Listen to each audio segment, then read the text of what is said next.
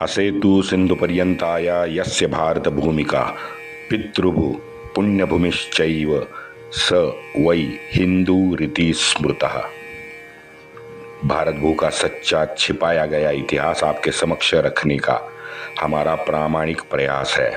हमारे इन कोशिशों को लाइक सब्सक्राइब करके आप हमें सहयोग करने की कृपा करें। बेल बटन जरूर दबाएं। आज तक हमने इतिहास में ईसा पूर्व 326 से 1857 का कुछ अनदेखा अनसुना जो इतिहास है वो उजागर करने की कोशिश की है।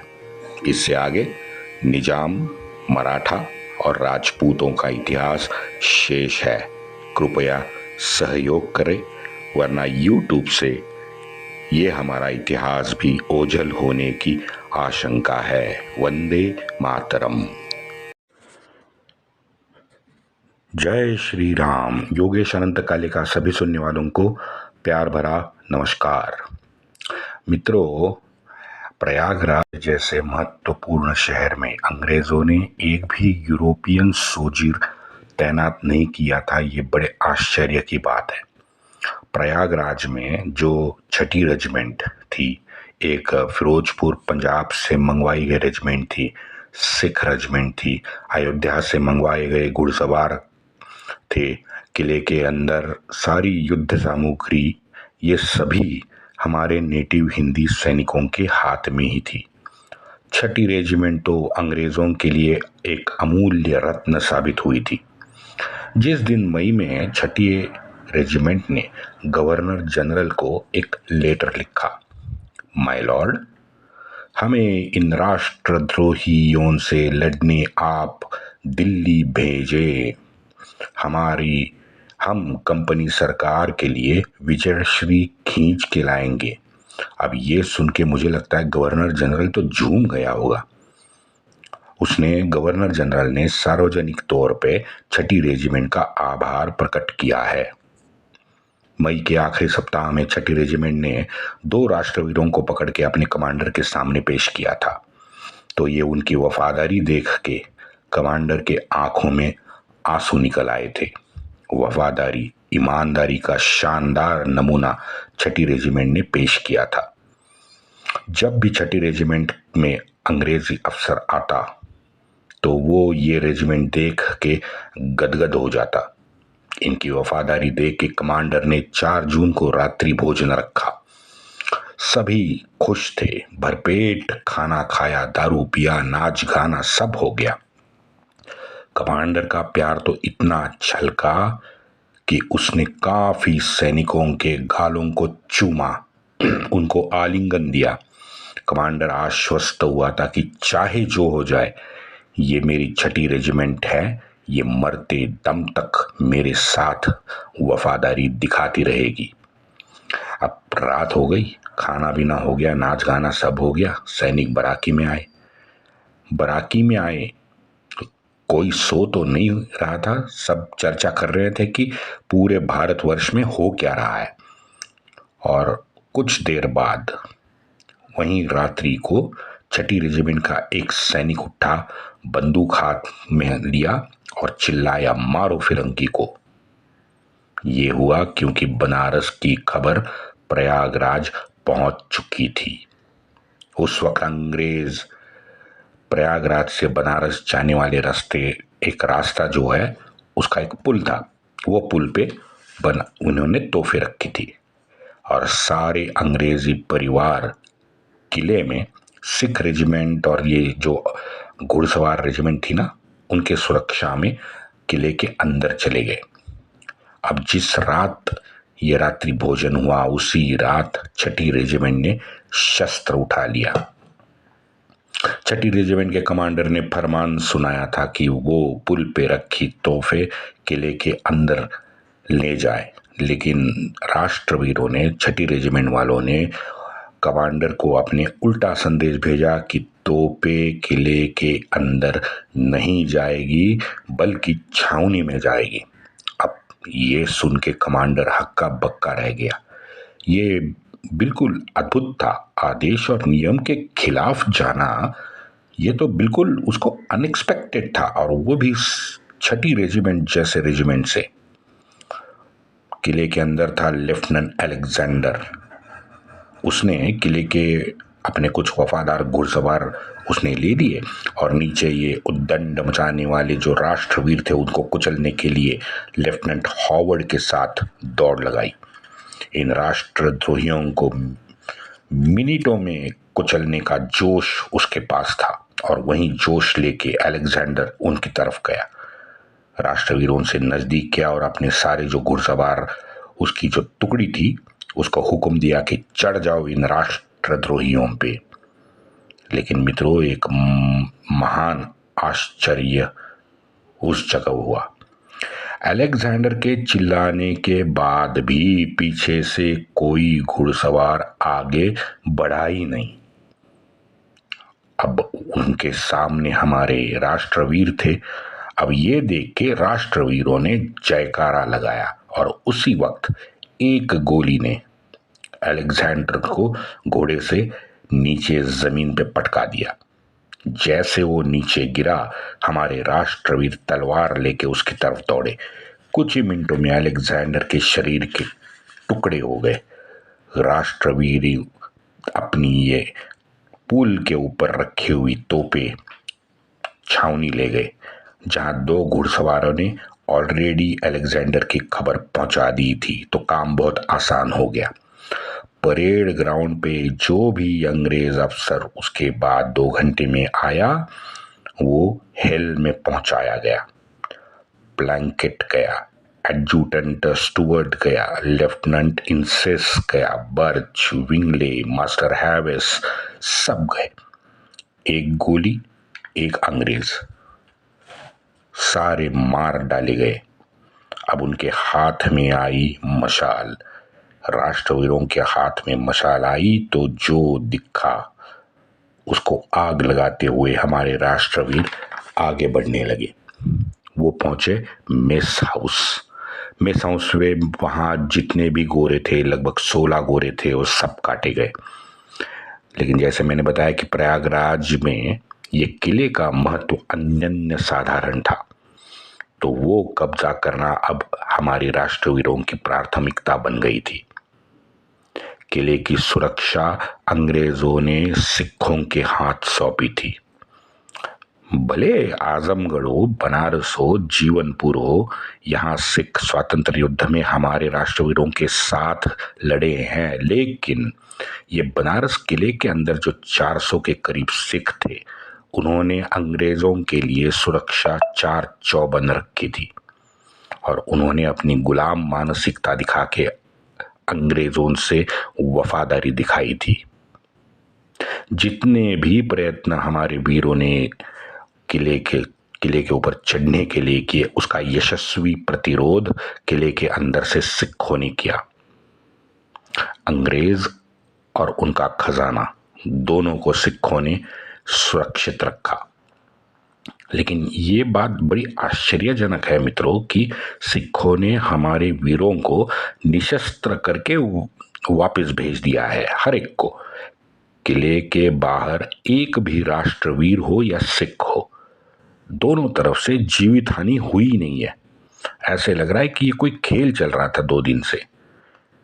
सिख तो अंदर से लड़ रहे थे, राष्ट्रवीर आते थे, उनको सिख हरा के निशस्त्र करते थे और वापस भेज देते। देखिए क्या विचित्र घटनाएं घटी हैं हमारे इस 1857 के स्वातंत्र्य युद्ध के दरमियान।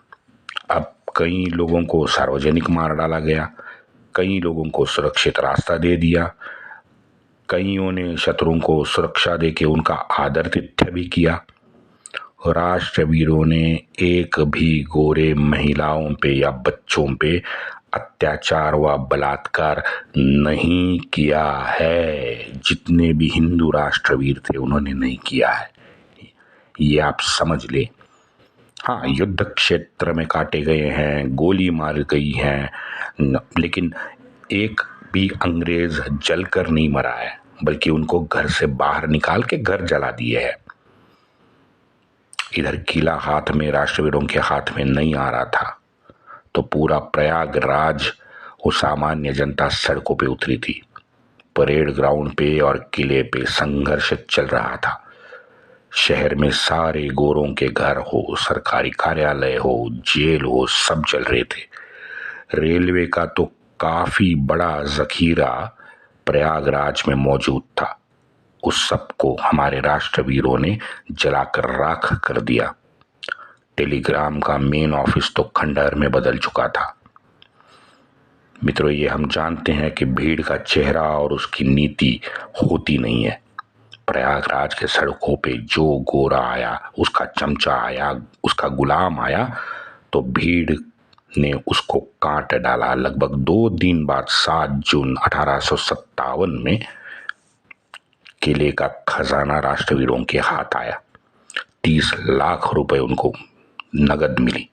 7 जून को दोपहर को हरा झंडा लेके किले पे वो पहुंच गए।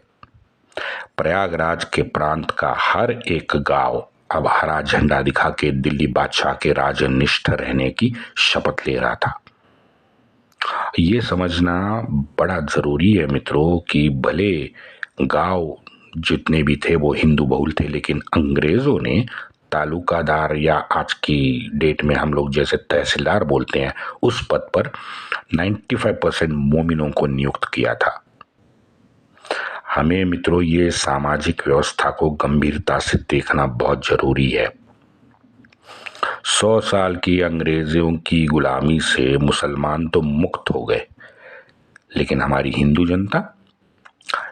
जनता तो भाई 800 से वही गुलाम थी और वही गुलामी में रहने वाली थी। अंग्रेज गए, फिर एक बार मोमिनों ने हरा झंडा उठाया और दिल्ली बादशाह के आगे झुकने को हिंदू को मजबूर किया। ये मुझे लगता है बड़ी जटिल और विचित्र मानसिकता हमारे हिंदुओं में जन्म ले चुकी थी और उसमें हिंदू रह रहा था। हाँ, ये उसका द्योतक है। दुर्भाग्य है कि इस मानसिकता पे कोई इतिहासकार या कोई समाजशास्त्रज्ञ का आज तक ध्यान ही नहीं गया है। चलो विषय पे आते हैं। कर्नल नील ने एक रिपोर्ट तैयार की थी। उसने लिखा है कि the majority of shop owners और chief merchants have shown the worst spirit towards us. ये तो प्रयागराज के शहर के जितने भी बड़े दुकानदार थे उसके बारे में उसने लिखा है, लेकिन 1857 का इतिहास मित्रों किसानों के बिना अधूरा है। गांव के सारे किसान इस स्वातंत्र्य युद्ध में बढ़ चढ़ के शामिल हुए हैं, लेकिन प्रयागराज के इस सारे संघर्ष के बाद, जैसे मैंने कहा कि हरा झंडा सामान्य जनता ने उठाया था, तो प्रयागराज का प्रमुख एक मुल्ला को बना दिया गया, मौलवी लियाकत अली। कहते हैं कि ये मदरसा में पढ़ा था। अब जाहिर है, अब मुल्ला था तो मदरसा में ही पढ़ा होगा। तथा ये बुनकरों का धर्मगुरु था, तो उसकी बुनकरों में बड़ी मान्यता थी। संघर्ष के बाद तुरंत गांव के जितने भी प्रतिष्ठित पीढ़ीजात जमींदार थे, इत्तेदार थे, अशराफ मुल्ला थे, उन्होंने इस मुल्ला लियाकत अली को प्रयागराज का आधिकारिक तौर पे दिल्ली सल्तनत का प्रतिनिधि नियुक्त किया। मुल्ला ने फिर तुरंत सरकारी काम शुरू किया। अब बचा था किला। इसको हस्तगत करने के लिए मुल्ला ने सैन्य की टुकड़ियां बनाना शुरू की। खबर आई कि बनारस से कर्नल नील प्रयागराज की तरफ आने की तैयारी कर रहा है। वो बनारस में था। वास्तव में कर्नल नील को प्रयागराज आना था। वो किले में जो सामान रखा था ना, तो उसको 400 सिखों पे बिल्कुल विश्वास नहीं था। उसको आशंका थी कि अगर ये सिखों ने राष्ट्रवीरों का साथ दिया तो ये हमारा अंग्रेजों का युद्ध साहित्य, तोप थे, गोले थे, गोलियां थी, बंदूकें थी, सब राष्ट्रवीरों के हाथ लगने की आशंका उसको थी। 11 जून को नील प्रयागराज पहुंचा। जब किले की तरफ उसने देखा तो वहां उसको यूनियन जैक दिखा। जैसे जैक दिखा, नील बड़ा खुश हो गया। अब भले अंग्रेजों का सिखों पे अविश्वास था, लेकिन सिख सिख तो भाई अंग्रेजों के प्रति एकनिष्ठ थे। नील ने उन जितने भी उसने अपने टुकड़ियां लाई थी उसमें से यूरोपियन और सिख दोनों को आसपास के गांव में उत्मात मचाने भेज दिया। अब ये यूरोपियन 17 जून को प्रयागराज में घुस गए। मुल्ला लियाकत ने दिल्ली बादशाह के लिए एक रिपोर्ट भेजा है जहां मुल्ला कहता है सभी देशद्रोही फिरंगियों के जा मिले हैं।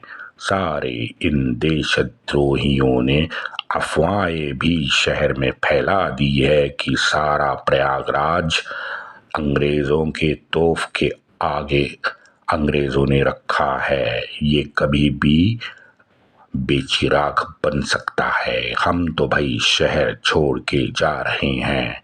ये अफवाहें इन्होंने फैला दी है। उसी रात 17 जून को शाम को मुल्ला अपने कार्यालय खुशरूबाग में, जहाँ से वो सरकारी काम करता था, उसका कार्यालय खुशरूबाग में था।